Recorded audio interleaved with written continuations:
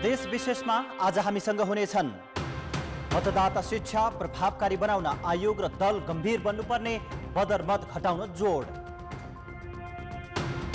दाङको घोराईमा फोहोरबाट ग्यास उत्पादन सुरु, दैनिक 2500 घनमिटर ग्यास उत्पादन। खोटाङको हलेसीमा पर्यावरणीय असर, जथाभावी टाँगिएका ध्वजा पताका र लुङदार प्रमुख कारण। र सक्षम नेतृत्वले फेरि यो जिल्ला अस्पताल इनरुवा सेवाप्रति बिरामी सन्तुष्ट। नमस्कार, म सरू सिंह थापा। यी थिए प्रदेश विशेषमा आजका सामग्री। यसबाहेक सडक विस्तारसँगै हराभरा बनेको रूपन्देहीको तिलोत्तमा लगायतका समाचार हामीसँग रहनेछन्। हेर्दै गर्नुहोस् प्रदेश विशेष समाचार, समीक्षा र सन्देश।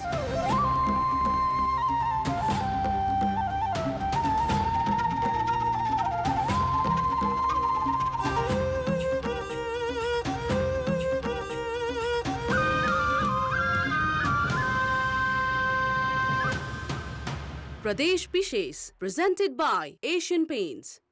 सुरुमा प्रदेश संक्षेप।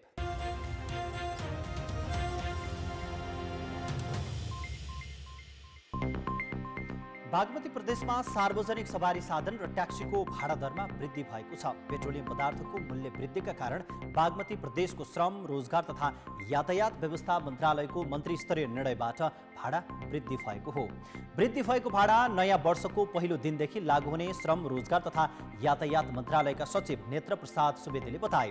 5% मूल्य घटबढ हुँदा भाडा समायोजन गरिने सचिव सुवेदीको भनाइ छ। सार्वजनिक सवारी साधनमा 5 देखि 20 किलोमिटरसम्मको भाडा दर 2 रुपैयाँ बढेको छ। 5 किलोमिटरसम्म 20 रुपैयाँ, 10 किलोमिटरको 25 रुपैयाँ, 15 किलोमिटरको 30 रुपैयाँ र 20 किलोमिटरसम्मको 33 रुपैयाँ भाडा दर कायम गरिएको छ। 20 भन्दा माथि 38 रुपैयाँ तिर्नुपर्नेछ। यस्तै ट्याक्सीको प्रति 200 मिटरको भाडा 10 रुपैयाँ बढाइएको छ। प्रतीक्षा शुल्क प्रति मिनेट 1 रुपैयाँ 20 पैसा तोकिएको छ। पेट्रोलियम पदार्थको मूल्य 5% घटे, भाडा दर पुनः घट्ने मन्त्रालयले जनाएको छ। परम्परागत खेती गरेर जीविकोपार्जन गर्दै आएका कास्की ताङतिङका महिलाहरूले होमस्टेलाई राम्रो आम्दानीको स्रोत बनाएका छन्। पछिल्लो समय गाउँमा पाहुनाहरू आउने क्रम बढेपछि कृषि पेसा छाडेर होमस्टे सुरु गरेका महिलाहरूको आर्थिक अवस्था पनि फेरिएको छ। महिलाहरूले होमस्टेबाट मासिक 40,000 सम्म आम्दानी गर्दै आएका छन्। महिलाहरूको संयुक्त पहलमा अहिले 13 घरमा होमस्टे सञ्चालनमा छ। कोभिडका कारण लामो समयदेखि सुस्ताएको पर्यटन क्षेत्रको प्रचार प्रसार गर्ने उद्देश्यले कैलालीको धनगढीमा फार वेस्ट ट्राभल मार्ट सुरु भएको छ। 3 दिनसम्म सञ्चालन हुने कार्यक्रममा पर्यटन प्रवर्धन सम्बन्धी 30 वटा स्टल राखिएका छन्। कार्यक्रममा भारतका पर्यटन व्यवसायी समेत सहभागी छन्। सहभागीहरूलाई ट्राभल्स व्यवसायीले सुदूरपश्चिमका विभिन्न पर्यटकीय स्थलमा घुमाउने कार्यक्रम रहेको छ। कृषि गणनाको सार, कृषि योजनाको पूर्वाधार भन्ने नाराका साथ सप्तरीमा राष्ट्रिय कृषि गणना गरिने भएको छ। सप्तरीको 18 वटै स्थानीय तहमा 322 वटा गणना क्षेत्र निर्धारण गरेर आगामी वैशाख 6 देखि कृषि गणना गरिने जिल्ला कृषि गणना कार्यालयले जनाएको छ। गणनाका लागि 34 जना सुपरिवेक्षक सहित 134 जना गणकहरूलाई तथ्याङ्क सङ्कलनमा खटाइएको छ। पूर्वी नवलपरासीका सुकुम्बासी र भूमिहीनले नो लाल पूर्जा नो भोट अभियान सञ्चालनमा ल्याएका छन्। 2022 सालदेखि बसोबास गरेको जग्गाको लाल पूर्जा नपाएको भन्दै आन्दोलनरत सुकुम्बासी र भूमिहीनको लाल पूर्जा नपाउँदासम्म चुनाव बहिष्कार गर्ने भन्दैछन्। देवचुली र कावसुती नगरपालिकामा नेताहरूलाई गाउँ पस्न नदिने बताएका छन्। 33,635 जनाले पूर्जा प्राप्तिको लागि निवेदन दिएको र स्थानीय तहसँगको सहकार्यमा नाप नक्सा भएको छ। तर सरकार परिवर्तनसँगै भूमि सम्बन्धी समस्या समाधान आयोग फेरिदा वर्षौंदेखि लाल पूर्जा वितरण हुन सकेको छैन।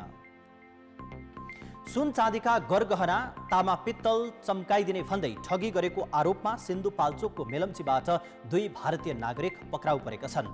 घर घरमा गई सुन चाँदीका गरगहना, तामा पित्तल चम्काउने भन्दै कम तौल बनाई ठगी गर्ने गरेको आरोपमा प्रहरीले 2 भारतीय नागरिकलाई पक्राउ गरेको हो। स्थानीयको उजुरीका आधारमा भारत बिहार प्रान्तका राजा कुमार शाह र अनिल शाहलाई प्रहरीले पक्राउ गरेको हो। उनीहरूलाई हिरासतमा राखेर थप अनुसन्धान भइरहेको प्रहरीले जनाएको छ। नेकपा माओवादी केन्द्रका अध्यक्ष पुष्पकमल दाहालले चितवनमा बन्दै गरेको गौतम बुद्ध अन्तर्राष्ट्रिय क्रिकेट रङ्गशालालाई सरकारले पूर्णता दिने बताएका छन्। आज सम्पन्न प्रज्ञा स्मृति भरतपुर साइक्लिङ म्याराथनका विजेताहरूलाई पुरस्कार वितरण गर्दै अध्यक्ष दाहालले प्रधानमन्त्री शेरबहादुर देउवासँग चितवनको रङ्गशाला र पश्चिममा एक रङ्गशालालाई पूर्णता दिने विषयमा सैद्धान्तिक सहमति भएको बताएका हुन्। हामीसँग बाँकी नै छन्। सडक विस्तारसँगै हराभरा बन्यो रूपन्देहीको तिलोत्तमा, आसपासका बिरुवाले सडक नै मनमोहक। र खोटाङको हलेसीमा पर्यावरणीय असर, जथाभावी टाँगिएका ध्वजा पताका र लुङदार प्रमुख कारण। प्रदेश विशेष presented by Asian Paints. प्रदेश विशेषमा पुनः स्वागत छ। मतदाता शिक्षालाई निर्वाचन आयोगको काम मात्रै मान्दा गएका निर्वाचनहरूमा मतबदरको उल्लेख्य सङ्ख्या बाहिरिएको थियो। त्यही भएर गाउँटोलमा दलहरूले आफ्ना गतिविधिलाई तीव्र पारिरहँदा निर्वाचनमा महत्त्वपूर्ण र अनिवार्य मानिएका मतदान शिक्षा कार्यक्रम पनि सँगै सञ्चालन गर्नुपर्ने विज्ञहरू बताउँछन्। निर्वाचन आयोगले 2074 को प्रतिनिधि सभा र प्रदेश सभा निर्वाचनमा 1 अर्ब 50 करोड रुपैयाँ भन्दा बढी मतदाता शिक्षामा खर्च गर्यो। तर प्रतिनिधि सभाको समानुपातिक तर्फ 10,42,777 मत बदर भयो। यो भने खसेको मतको 9.84% हो। प्रदेश सभाको समानुपातिक तर्फ 15,68,191 मत बदर भयो, जुन 14.81% हो। त्यही वर्ष सुर्खेतका 9 स्थानीय तहको निर्वाचनमा कुल खसेको मत मध्ये 6,777 मत खेरा गएको थियो, जुन खसेको मतको 4.93% हुन जान्छ। 2070 सालमा भएका संविधान सभाको निर्वाचनमा 2.33 मत बदर भएको थियो। निर्वाचन आयोगले मतदाता शिक्षा कार्यक्रमबाट मतदातालाई मतदान गर्न सिकाउँदै नमुना मतदान कार्यक्रम गर्ने गरेको छ। हरेक विद्यालयमा 16वटा विद्यालयमा गएर निर्वाचन शिक्षा दिन्छौँ। 10 कक्षाको कोर्समा पनि छ। र हाम्रो उद्देश्य के हो त भन्दाखेरि त्यो विद्यार्थीहरूलाई मतदाता शिक्षा निर्वाचन शिक्षा दिइसकेपछि उहाँहरूले कम्तीमा आफ्नो घरमा गएर अथवा छिमेकमा गएर निर्वाचन सम्बन्धी केही कुराहरू सिकाउनु हुनेछ भन्ने उद्देश्यका साथ हामी जान्छौँ। वैशाख 30 गते हुने स्थानीय तह निर्वाचनमा मत बदर घटाउन वैशाख महिनाको 13 गतेदेखि मतदाता शिक्षा कार्यक्रम सञ्चालन हुँदैछ। तर त्यसअघि पनि मतदाता शिक्षा कार्यक्रमलाई प्रभावकारी बनाउन राजनीतिक दल र आयोगले सँगसँगै अगाडि बढाउन सकिन्छ। मतदाता शिक्षाका सन्दर्भमा सबै कार्यपालिकाले अर्थात् सरकारले त्यसका लागि आवश्यक बजेटको व्यवस्थापन गर्ने र त्यो काम गर्नुपर्ने निर्वाचन आयोगको प्रमुख दायित्व हो। हरेक निर्वाचनमा ठूला संख्यामा मत बदर भइरहे पनि राजनीतिक दलले राम्रोसँग मतदाता शिक्षा कार्यक्रम सञ्चालन गरेका छैनन्। पार्टीको संयन्त्र परिचालन गर्ने हो भने मत बदर घटाउन मद्दत पुग्नेछ। दलहरूलाई पनि अब के छ भन्दाखेरि अब मतदाता शिक्षा दिने कुरामा त्यति संवेदनशील भएनन्, नभएको देखिन्छ। मतदाता शिक्षा कार्यक्रमलाई दल र निर्वाचन आयोगले प्रभावकारी रूपमा सञ्चालन गरी बदर मत घटाउन समय छँदै गम्भीर हुन आवश्यक छ। कान्तिपुर समाचारका लागि क्यामेरामा नवीन साईका साथ कमल पन्त, वीरेन्द्रनगर, सुर्खेत। दाङको घोराईमा फोहोरबाट ग्यास उत्पादन गर्न थालिएको छ। वैकल्पिक ऊर्जा र नेपाल ऊर्जा विकास कम्पनीको संयुक्त लगानीमा निर्माण भएको उद्योगले दैनिक 2500 घनमिटर ग्यास उत्पादन गर्दै आएको छ। दाङको घोराई उपमहानगरपालिका 16 करौती डाँडामा फोहोरबाट ग्यास उत्पादन गर्न थालिएको हो। 19 करोड 97 लाख रुपैयाँको लगानीमा 4 वर्ष अघिबाट काम सुरु गरिएको थियो। वैकल्पिक ऊर्जा प्रवर्धन केन्द्रको 40% र नेपाल ऊर्जा विकास कम्पनी प्रणालीको 60% लगानीमा ग्यास उत्पादन परियोजना तयार भएको हो। हाल दैनिक 250 घनमिटर ग्यास उत्पादन हुँदै आएको छ। ग्राहकलाई वितरण गर्ने काम भएको छैन। धेरै नभए पनि 50, 60, 100 कति घर दूरी हुन्छ। यही वरिपरिको घरलाई पनि हामीले समेटेर यो वैशाख महिनाभरिमा ग्यास बाल्ने तयारीमा छौँ। यहाँबाट उत्पादित ग्यास पाइपलाइनबाट घर घरमा पुर्याइनेछ। ग्यासको मापन मिटर बक्सबाट हुनेछ। दैनिक 2000 घनमिटर ग्यास उत्पादन गर्ने क्षमताको उद्योगका लागि दैनिक 300 क्विन्टल फोहोर चाहिने गरेको छ। यो 1 महिना टेस्ट गरिरहेका थियौँ, यसमा कुन कुन क्वान्टिटी छ, यसमा चाहिँ मिथेन ग्यास कति छ भनेर हामीले 1 महिनादेखि अध्ययन गरिरहेका थियौँ। गरिसकेपछि अहिले बल्ल फाइनल्ली एकदम मिथेन ग्यास प्योर धेरै आयो र अब हामी रन गर्न सक्छौँ भन्ने कुराको टुङ्गो हामीले यही 4-5 दिन अगाडि मात्रै लगाएको हो। फोहोरबाट ग्यास उत्पादन थालिएपछि उपमहानगरपालिकालाई पनि फोहोर व्यवस्थापनमा सजिलो भएको छ। फोहोरबाट ग्यास उत्पादन भइसकेको र नगल्ने फोहोर मात्र किन्ने योजना उपमहानगरपालिकाको छ। यसरी नै बजारको फोहोर शून्य बनाउने योजनामा उपमहानगरपालिका लागेको छ। वैकल्पिक ऊर्जा प्रवर्धन केन्द्र पनि दाउरा र गुइठा प्रयोगमा कमी आउने र वातावरण प्रदूषणमा सुधार आउनेमा विश्वस्त देखिएको छ। खर्चका हिसाबले पनि कम हुने, जोखिमका हिसाबले पनि कम हुने, सरसफाई पनि हुने, सबै हिसाबले हेर्दाखेरि नागरिकहरूलाई पनि यो चाहिँ सहज हुन सक्छ भन्ने हाम्रो अनुमान छ। 70% चुलो चाहिँ हाम्रो यो दाउरा र गुइठाबाट चाहिँ परिपूर्ति भएको छ नेपालमा। त्यो नै यो हाम्रो देशको चाहिँ सबभन्दा च्यालेन्ज विषय हो। त्यसलाई समाधान गर्न हामी चाहिँ कोसिस गरिरहेछौँ। अहिले उत्पादन हुन थालेको ग्यास घोराइका 10 र 16 नम्बर ओडाका 500 घरमा वितरण गर्ने तयारी छ। 20 वर्षपछि भने ग्यास उद्योग घोराइ उपमहानगरपालिकाले लिनेछ। कान्तिपुर समाचारका लागि पहलमान घरती, दाङ। प्रदेश विशेष प्रेजेन्टेड बाय एशियन पेन्ट्स। प्रदेश विशेषमा पुनः स्वागत छ। खोटाङको हलेसीलाई त्रिधार्मिक स्थलको रूपमा चिनिन्छ। हिन्दू, बौद्ध र किराँत धर्मावलम्बीको साझा आस्थाको केन्द्र हलेसीको पर्यावरणमा भने असर पर्न थालेको छ। जथाभावी टाँगिएका ध्वजा पताका र लुङदार लगायतले पर्यावरणमा असर परेको हो। हलेसी आसपासका सयौं रोपनीमा यस्ता ध्वजा पताका टाँगिएको छ। झट्ट हेर्दा आकर्षक देखिए पनि दिनदिनै टाँगिने यस्ता सामग्रीले हलेसीको सुन्दरता भन्दा बढी कुरूपता थपिँदै गएको हो। ध्वजा पताका टाँग्ने निश्चित स्थान नतोकिँदा र यसको नियन्त्रण नहुँदा पर्यावरणमै असर पर्ने देखिएको छ। यो चाहिँ मैले कन्ट्रोल गर्नै सकिँदैन। यो यहाँको स्थानीय बासिन्दाले कन्ट्रोल गर्नै पर्छ। जस्तो मन्जुश्री डाँडामा त्यहाँ बाटै छैन, लगाउनु पर्छ। अनि सीमित रूपमा एउटा स्थानीय सरकारले, अब नगरले, वडाले चाहिँ एउटा ठाउँ तोक्नु चाहिँ पर्छ। हलेसी तुवाचुङ नगरपालिकाले पटक पटक नेपाली सेनाको सहयोगमा ध्वजा पताका सङ्कलन गरी सफाईको प्रयास गर्दै आएको छ। तर यो कम भएको छैन। अब भने नगरपालिकाले ध्वजा पताका टाँग्ने निश्चित क्षेत्र तोकेर घेराबेरा गर्ने तयारी गरेको छ। करिब त्यहाँ 109 रोपनी जति क्षेत्रफलमा फैलिएको पद्मसम्भ पार्क र मन्जुश्री एरिया छ।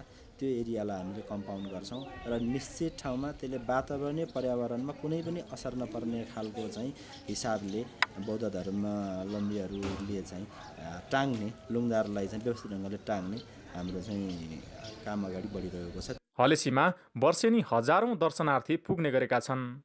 प्रदेश 1 को प्रसिद्ध धार्मिक स्थल हलेसीको गरिमा बढाउन र धार्मिक आस्थामा आँच नपुग्ने गरी स्थानीय निकायले समस्या समाधान गर्नुपर्ने देखिन्छ। कान्तिपुर समाचारका लागि कुम्भराज राई, हलेसी, खोटाङ। कुनै पनि संस्थाको नेतृत्वमा सक्षम र बुझेको व्यक्ति पुगेपछि कसरी मुहार फेर्छ भन्ने उदाहरण जिल्ला अस्पताल इनरुवाले पुष्टि गरेको छ।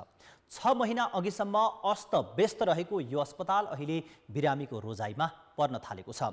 अस्पतालको सेवामा आएको गुणात्मक परिवर्तनले उपचारका लागि सदरमुकाम बाहिर जानुपर्ने स्थानीयको बाध्यता पनि हटेको छ। जिल्ला अस्पताल इनरुवामा कर्मचारी नबस्ने र भएकाले पनि कामै नगर्ने प्रवृत्ति वर्षौंदेखि थियो। कतिसम्म भने अस्पतालका उपकरणहरू नै कर्मचारीले बिगारिदिने, आकस्मिक कक्षमा समेत कर्मचारी नभेटिने गरेको थियो। पटक पटक विवादमा समेत मुछिँदै आएको अस्पतालमा अहिले नयाँ नेतृत्व आएपछि मुहार नै फेर्ने गरी सेवामा सुधार आएको छ। आइसियु चाहिने बिरामीलाई मात्रै हामीले विराटनगर पठाउँछौँ, रिफर गर्छौँ। हामीसँग नहुने मात्रै रिफर गर्छौँ। अन्यथा हामीले यहाँ यो इनर अस्पतालले गर्न सक्ने सेवा सुविधा हामीले दिएको भएर हामीले चाहिँ सुधार भन्नु। पहिलाभन्दा अहिले चाहिँ धेरै सुधार भएछ। सुधारको क्रममा छ। विगतमा राजनीतिक स्वार्थको आधारमा कर्मचारी भर्ना गर्ने, ल्याब परीक्षण नहुने, बिचौलियासँगको मिलेमतोमा बिरामीको रेफर गर्ने लगायतका विकृति देखिएका थिए। अहिले त्यस्ता काम पूर्ण रूपमा नियन्त्रण गरिएको छ। यो सँगै बिरामीले सहज उपचार पाउन थालेका छन्। हिजोको दिनमा हाम्रो उपचारका लागि हामीले विराटनगर धरान जानु नै पर्थ्यो। यसले गर्दा हामी सदरमुकामवासीलाई अलिक सहज बनाएको छ। हिजोको दिनमा हाम्रो ल्याब टेस्ट हेर्नुपर्दा पनि ल्याब टेस्ट पनि हुँदैन थियो। यो अस्पतालमा दैनिक 400 बिरामी उपचारका लागि आउने गरेका छन्। अस्पतालको स्तर उन्नति गर्न लगानी समेत जुट्न थालेको छ। विगतमा विभिन्न कर्मचारी र पदाधिकारीले अपचलन गरेको रकम असुल्न थालिएको छ। तर पनि पछिल्लो 4 वर्षको अवधिमा 4 जना प्रमुख फेरिएको अस्पताल पुनः राजनीतिक स्वार्थ र बिचौलियाको चेपुवामा परेर पहिलेकै अवस्थामा पुग्ने पो हो कि भन्ने चिन्ता स्थानीयमा देखिन्छ। कान्तिपुर समाचारका लागि अर्जुन सुवेदी, इनरुवा, सुनसरी। सडक विस्तार गर्दा आसपासका रुख काटेर उजाड बनेका उदाहरण त जताततै छन्। तर रूपन्देहीको तिलोत्तमामा सडक विस्तारपछि हराभरा रमणीय बनेको छ। रूपन्देहीको तिलोत्तमा नगरपालिका क्षेत्रमा पर्ने उत्तर दक्षिण सिद्धार्थ राजमार्ग हो। वसन्त ऋतुको आगमनसँगै यहाँको 6 लेन सडक रङ्गी बिरङ्गी फुल फुलेर ढकमक्क बनेको छ। पहिलेका रुखहरू काटी त्यस पछाडि चाहिँ लगाइयो अनि लगाएका रुखहरू फुलहरू सबै फुलेका छन्। राम्रो देखिया छ। सडकमा जब हामी गाडीबाट हिँड्दाखेरि पनि यता पनि हरियाली छ, उता पनि हरियाली छ, बिचमा फुलहरू छन्। फुलहरूको एकदम राम्रो छ। करिब 5 वर्ष अघि बेलैया बुटबल खण्डको यो राजमार्ग 6 लेनमा विस्तार भएको हो। सडक विस्तारपछि आसपासका रुख काटिए। सट्टामा तिलोत्तमा नगरपालिकाले राजमार्गको मुख्य डिभाइडर र सर्भिस लेन तर्फको डिभाइडरमा विभिन्न प्रकारका फूल र बिरुवा लगाएको थियो। वसन्त ऋतुको आगमनसँगै मुख्य डिभाइडरमा लगाएका बेगनबेली फूल फुलेर सडक अहिले आकर्षक र मनमोहक बनेको हो। पानीको व्यवस्थापन गर्ने, गोडमेल गर्ने लगायतका कामहरू चाहिँ गर्दै जाँदा अहिले हाम्रो करिब 14 किलोमिटरको जुन एरिया छ 6 लेन लगायत अन्य सडकमा पनि हामी हरियाली गराएका छौँ। यो अन्तर्गत अहिले 2.5 लाख बिरुवा हामीले चाहिँ आफ्नै पहलमा रोपेका चाहिँ छौँ। धेरै हाँगा बिगामा फुल्ने भएकाले बेगनबेली फुललाई घरको गेट, पर्खाल तथा बारको रूपमा समेत लगाउने प्रचलन छ। तिलोत्तमा नगरपालिकाले यसलाई नगर फुल घोषणा गर्दै सडकमा समेत लगाएको हो। सडक विस्तारले देशका धेरै क्षेत्रमा रुख बिरुवा काटिएका छन्। उजाड र उराट बनेका सडकमा तिलोत्तमा नगरपालिकाले जस्तै बोट बिरुवा र फुल रोपेर हरियाली र मनमोहक बनाउन थाल्ने कि? कान्तिपुर समाचारका लागि क्यामेरामा स्वस्तिक श्रेष्ठका साथ अमृता अनमोल, तिलोत्तमा, रूपन्देही। प्रदेश समाचार आजका लागि यति नै। हेर्दै गर्नुहोला कान्तिपुर टेलिभिजन। नमस्ते।